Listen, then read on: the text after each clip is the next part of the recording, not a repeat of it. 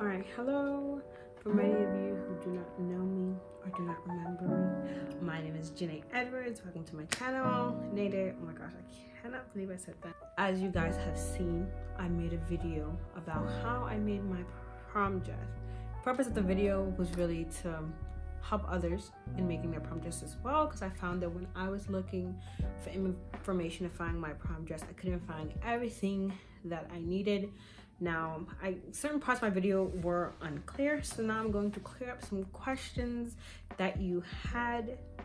First of all, I want to say thank you so much for all the lovely comments that you guys left. It was very reassuring, made me feel very good, and it, made me want to continue doing my thing with fashion or whatever that may be. And I'm currently working on some new stuff that hopefully people will like when I'm finished with it. So thank you very much. So the first question, where did I get my fabric from? So I got my fabric from Joann's Fabric. I used a brocade fabric. Now brocade fabric is usually like $20 per yard depending on which one you're getting, but Joann's has a lot of sales, especially if you get to the app. This is not sponsored, but get the app so you can get a lot of sales, and that's how I got mine. It was on sale, I think for 50% off. I'm not exactly sure, but I think I spent about $70 on the dress. I don't remember, but I think that's how much I spent on it. It was not as much as the dresses that were in the store, I can tell you that. Okay, and how many yards did I use? I used between 6 and 7 yards. I also ran out of fabric, so I had to go back to the store and get some. Well, I kind of ran out. I kind of cut the wrong piece, but it worked out eventually. So one of the biggest questions that I got was how I made my dress without a pattern. So as you saw, I did not use a pattern to make my dress because I really could not find one that was my size, that was what I was looking for. I'm pretty sure if I had looked, I could have found one, but honestly, I did not know where to look and I was lost. So let me tell you how I made this dress without a pattern. Research. Now research in all kinds of forms. One, the internet, one, your closet. So what I did is I looked at my rompers, I looked at my dresses to see how they were made. And actually, you can actually take, say you have a specific design for a top and you have a top in your closet or a dress in your closet with that kind of design, you can use that and lay it out on your fabric and use that as a template. I mean, not your fabric, on like a piece of paper before you cut the fabric. And you can use that as a template. I also had to look at like a romper that I had in my closet to see where the seams were, so I understand like how many pieces they used in a dress. I tried looking at YouTube videos, but I could not find a lot that would, actually tell me you need this and this and this and this. So let me tell you the pieces that I used. First, the skirt. So I had 4 parts for my skirt. Usually there are 3 parts. There are 2 for the back section and 1 for the front, and you connect them on the sides, and the zipper in the back connects the 2 in the back. But I used 4 because I had a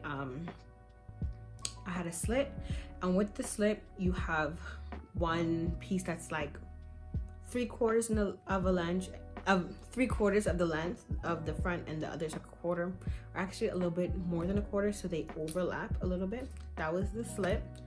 And so in total I had 4 pieces for mine. Now what I tried to do is I wanted mine to have pleats so I can kind of have like more fabric. So when you're doing your the equation for your circumference, after you do that, you have to add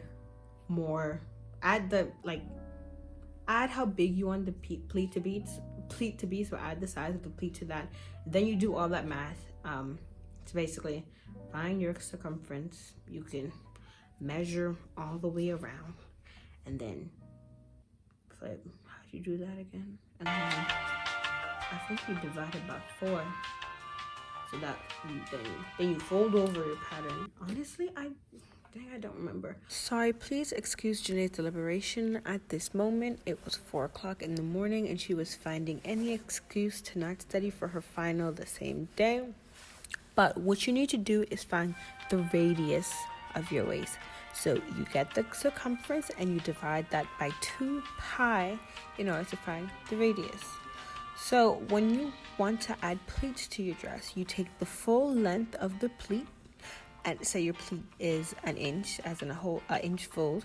You add that to your circumference, and then you divide that by 2 pi r, and you calculate that radius. You can then measure for the quarter circle, half circle that you're going to cut out of your fabric.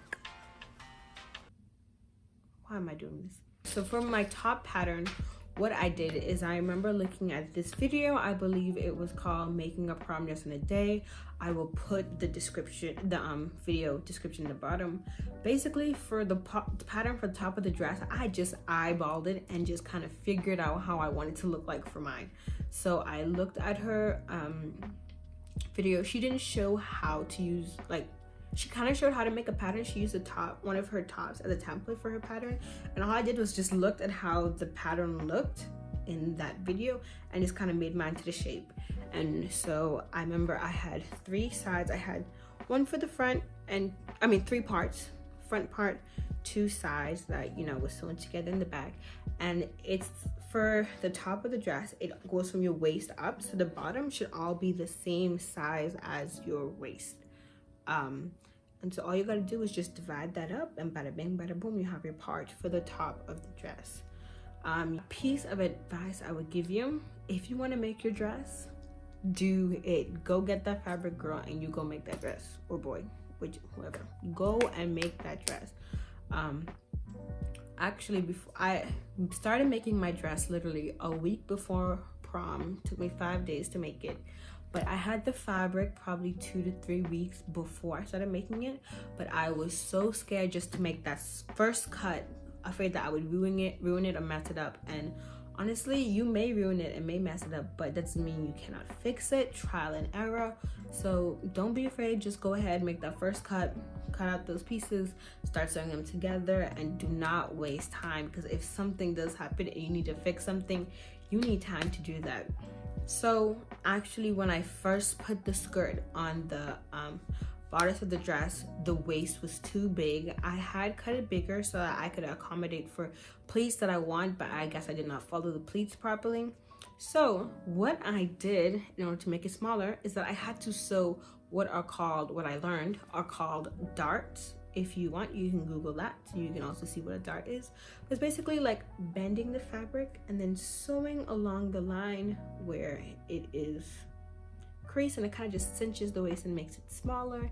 And that is how I made it into a smaller dress for moi, and I was very happy with it. And then another question that I got a lot: where am I from? So if you must know, I was born and raised in the Bahamas, and I was also raised in Trinidad and Tobago. I filmed this video, I filmed my dress video in the boarding school that I went to in North Carolina. And I currently go to University of Southern California, for all you curious people. Also, if you have another question that I did not answer, probably did not answer all, I'm so sorry. But if you have another question and you want to contact me, you can DM me. Luckily for you, nobody slides in my DM, so when I do get a message, I am quick to respond. You can always message me for more questions. I am there to help, and thank you for your love and support. And yeah, any more questions, continue to leave comments. Contact me at JENAE_Edwards at Instagram.com. Did I just say Instagram? JENAE_Edwards is my handle, and I'm always here to help. Thank you. Ooh.